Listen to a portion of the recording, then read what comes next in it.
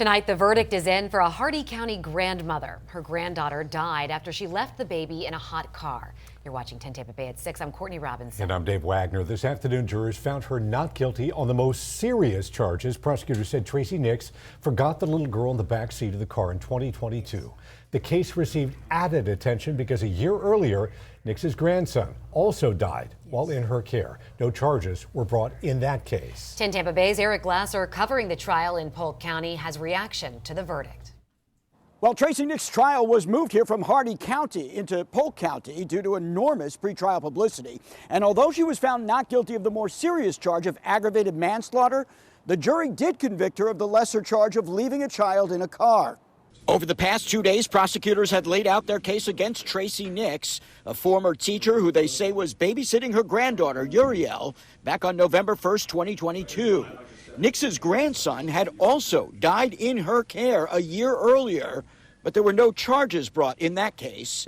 The state attorney says Nix wasn't just forgetful, that she was criminally negligent. Defense lawyers had argued there was no proof that this was anything more than a terrible accident, and have vowed to appeal.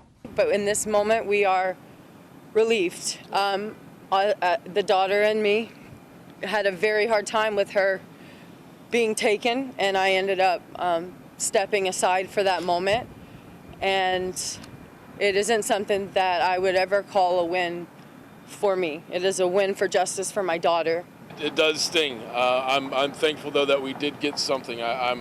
I didn't want to walk out of there and see her walk away like she's been for the past 2 years and just being out and about. I was glad to see that the jury did see our side of it, even though they didn't push for the maximum sentence. It was still, like I said, a form of justice.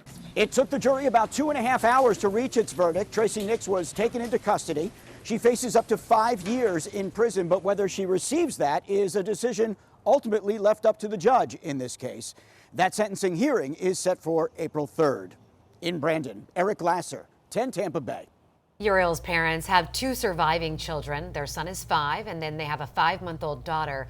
They say it has been really difficult given the circumstances, but they are working hard to raise them as a family, even as they seek justice for their 2 other children.